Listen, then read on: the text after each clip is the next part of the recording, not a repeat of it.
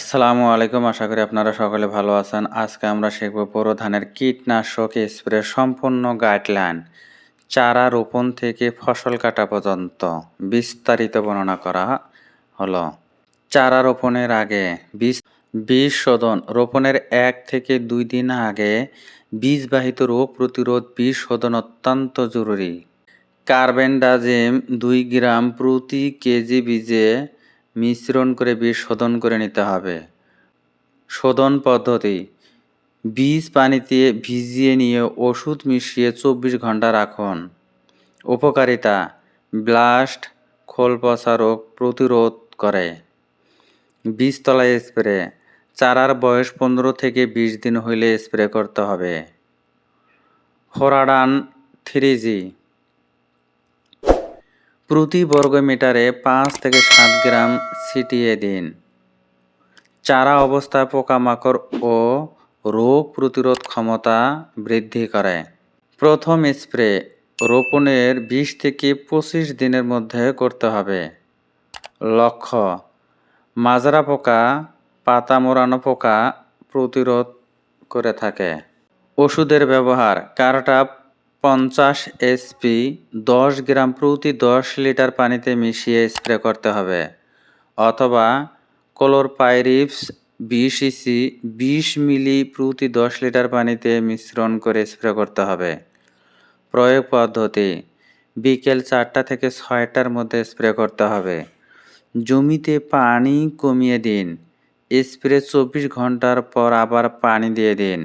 দ্বিতীয় স্প্রে রোপণের 35 থেকে 40 দিন পর স্প্রে করতে হবে। এ পর্যায়ে ব্লাস্ট রোগ, পাতা পোড়া, মাজরা পোকা নিয়ন্ত্রণ করে থাকে। ওষুধের সমন্বয়: ট্রাইসাইক্লোজল 75 ডব্লিউপি 6 গ্রাম প্রতি 10 লিটার পানিতে মিশ্রণ করে স্প্রে করতে হবে ব্লাস্ট রোগের জন্য।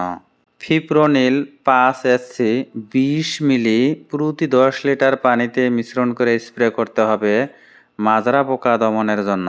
বিশেষ সতর্কতা: দুটি ওষুধ একসাথে মেশাবেন না, আলাদা আলাদা স্প্রেয়ারে ব্যবহার করুন, অথবা 3 থেকে 4 দিনের ব্যবধানে আলাদা করে স্প্রে করুন।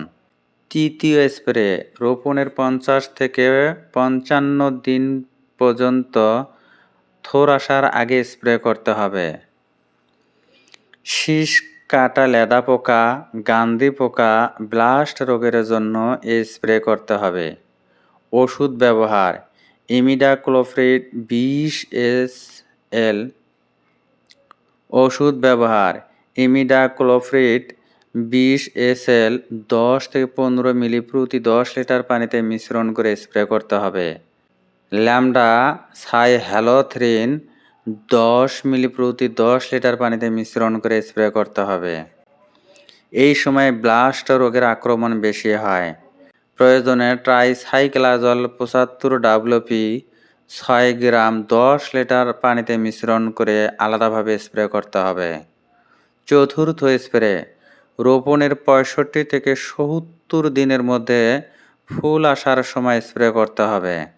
শীষ ব্লাস্ট, গান্ধী পোকা, চুঙ্গি পোকা নিয়ন্ত্রণের জন্য স্প্রে করতে হবে। ওষুধের সমন্বয়: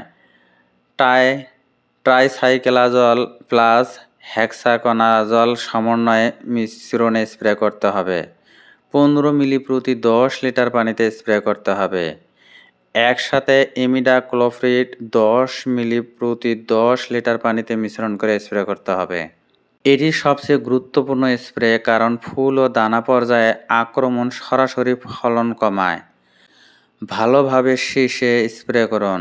পঞ্চম স্প্রে রোপণে 80 থেকে 85 দিনের মধ্যে স্প্রে করতে হবে, যখন দানা পুষ্ট হওয়ার সময় তখন। এ সময় গান্ধী পোকা, চুঙ্গি পোকা চূড়ান্ত নিয়ন্ত্রণ করে। ওষুধ ব্যবহার: সাইপারমেথ্রিন 10 ইসি 15 থেকে 20 মিলি প্রতি 10 লিটার পানিতে মিশ্রণ করে স্প্রে করতে হবে। ম্যালাথিয়ন 57 ইসি 20 মিলি প্রতি 10 লিটার পানিতে মিশ্রণ করে স্প্রে করতে হবে। ফসল কাটার কমপক্ষে 15 দিন পর্যন্ত এই স্প্রে সম্পন্ন করুন। দানা শক্ত হয়ে গেলে স্প্রে করবেন না। বিশেষ পরিস্থিতিতে অতিরিক্ত স্প্রে। ব্লাস্ট রোগ মহামারী দেখা দিলে জরুরি ব্যবস্থা ট্রাইসাইক্লোজল বা আইসোপ্রোথিওন। ব্লাস্ট রোগের মহামারী দেখা দিলে জরুরি ভিত্তিতে স্প্রে করতে হবে। জরুরি ব্যবস্থা ট্রাইসাইক্লোজল বা আইসোপ্রোথিওন দ্বারা স্প্রে করতে হবে। ডোজ হলো প্যাকেটের নির্দেশনা অনুযায়ী স্প্রে করতে হবে। পুনরাবৃত্তি 7 থেকে 10 দিন পর আবার স্প্রে করুন। পামরি পোকার আক্রমণে ওষুধ কার্বোফোরান 3G দানাদার 10 কেজি বিঘা প্রতি ছিটিয়ে দিতে হবে। বিকল্প পদ্ধতি হলো ক্লোরপাইরিফস তরল স্প্রে করতে পারেন। টুংরো ভাইরাস রোগ। টুংরো ভাইরাস রোগের জন্য স্প্রে করতে পারেন ইমিডাক্লোপ্রিড স্প্রে করে সবুজ পাতা ফড়িং নিয়ন্ত্রণ করুন। রোগ দেখা দেওয়ার সাথে সাথে স্প্রে করুন। স্প্রে করার সঠিক পদ্ধতি বিকাল 4টা থেকে 6টার মধ্যে সবসময় উপযুক্ত সময়। ঝড় বৃষ্টির আগে বা পরে স্প্রে করবেন না। বাতাস কম থাকলে স্প্রে ভালো হয়।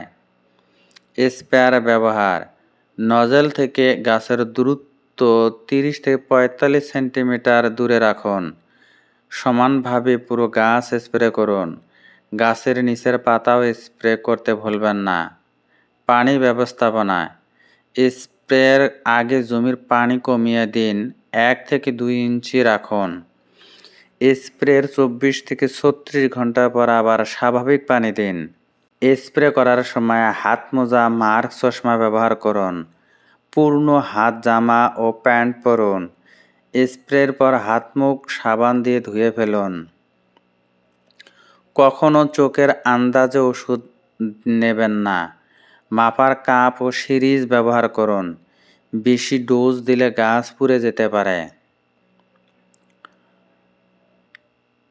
একই ওষুধ বারবার না দিয়ে বিভিন্ন গ্রুপের ওষুধ পালাক্রমে ব্যবহার করুন। এতে পোকা প্রতিরোধী হয় না।